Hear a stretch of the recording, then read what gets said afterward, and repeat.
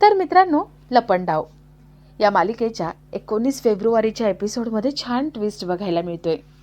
आणि ट्विस्ट असा असणार आहे की सरकारने सगळीकडून फिल्डिंग लावून ठेवलेली असते, छान कोटेशन बनवलेलं असतं आणि टेंडर आपल्याला मिळावे म्हणून तिने सगळे प्रयत्न केलेले असतात. दुसऱ्या दिवशी सरकार खुश होऊन ऑफिसला जाते आणि तिला बॅड न्यूज मिळते. सरकारला कळतं की ते कोटेशन आपण दिलेले पण टेंडर आपल्या हातातून निघून गेलं. सरकार खूप चिडते. सरकार म्हणते, एवढी कॉन्फिडेन्शियल माहिती बाहेर गेलीच कशी? हे कोणी केलंय? सरकारचा डाऊट असतो तो परशूवर. परशूनेच काहीतरी केलं असं तिला वाटत असतं. तर इथे कान्हा घरी येतो.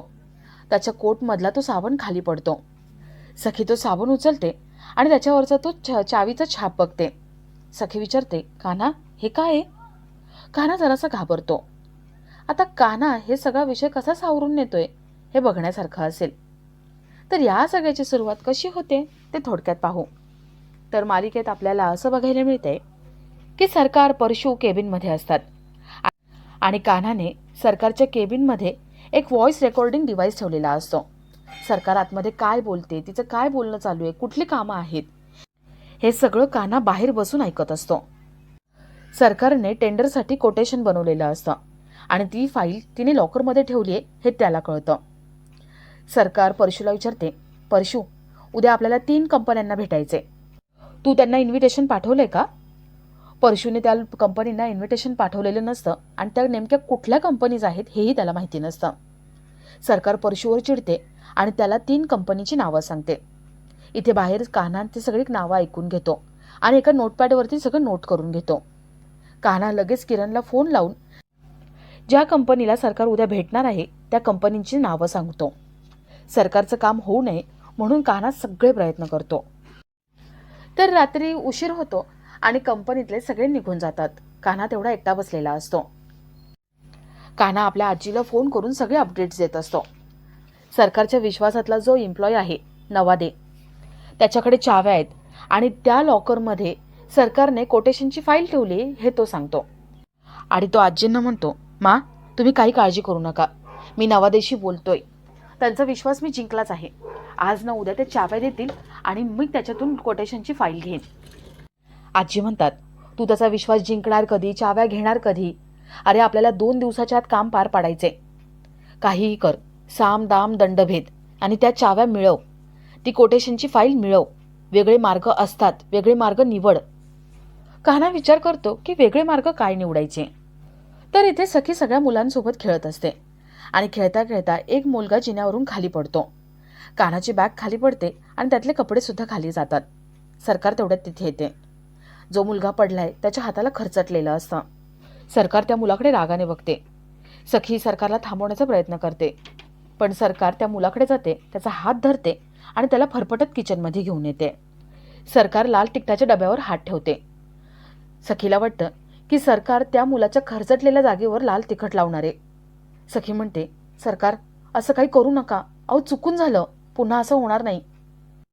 सरकार हळदीचा डबा उघडते आणि त्या मुलाच्या जखमेवर हळद लावते. सरकार म्हणते, जखम जेव्हा ओली असते ना त्यावेळेस हळद लावायची, म्हणजे जरा बरं वाटतं. तुम्ही सगळे दमला असाल ना खेळून, चला तुमच्यासाठी काहीतरी स्पेशल बनवू का? सगळे मुलं घाबरलेली असतात. सगळे म्हणतात, नको आम्हाला काही. सखी म्हणते, तुम्ही जा आता आणि हो अभ्यास दिलेला करा. सगळे घाबरलेली मुलं तिथून निघून जातात.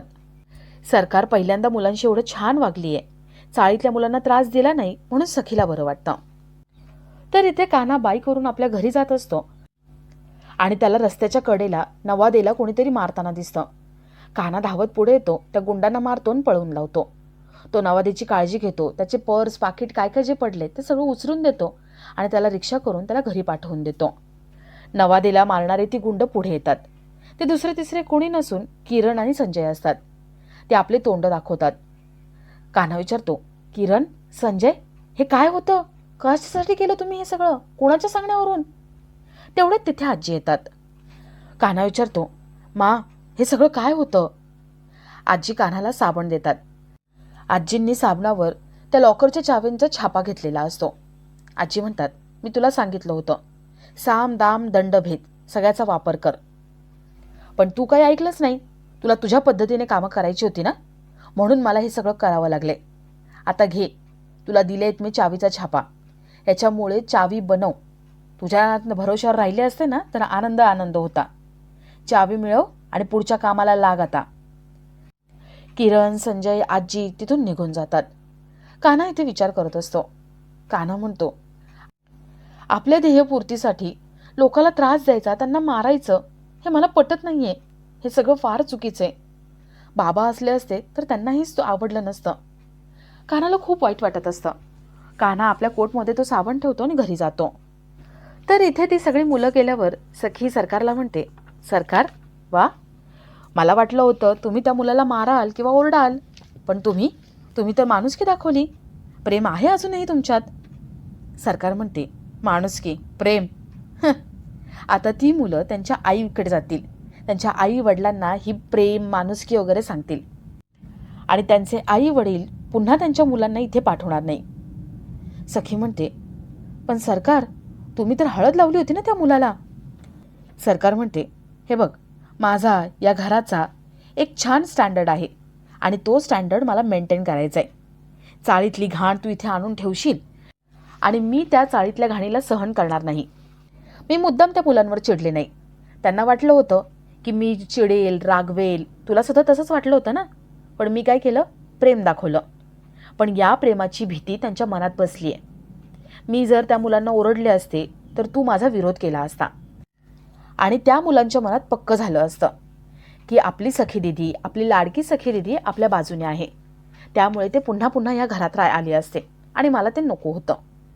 आता उद्या त्यांच्या पॅरेंट्सला ते जाऊन सांगणार की सरकारने प्रेमाने हळद लावली. त्या मुलांचे आईवडील घाबरतील. त्यांना वाटेल की सरकारने आज हळद लावली, पण आपल्या मुलांना ते काही करणार तर नाही ना. म्हणून या भीतीने सरकारच्या घरी त्यांचे आईवडील त्यांच्या मुलांना पाठवणार नाही. आणि हे सगळं केलं ना, याला म्हणतात अक्कल. मी या सगळ्यामुळे तुझा विरोध पण टाळला आणि त्यांच्या मनात भीतीसुद्धा टाकली. समजलं? मला जे करायचं होतं ना ते केलंय मी. सरकार सखीला आपलं खरं रूप सांगून निघून जाते.